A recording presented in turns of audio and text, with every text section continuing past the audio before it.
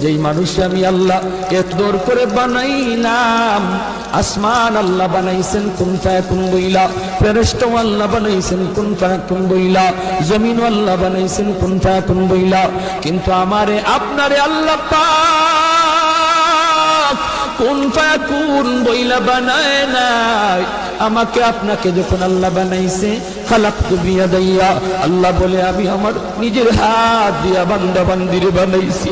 কারণ এই চেহারার মধ্যে এত দামি কপাল, ওই কপাল দিয়া বান্দা আমার কুদরতি কদমে সেজদা দিবে।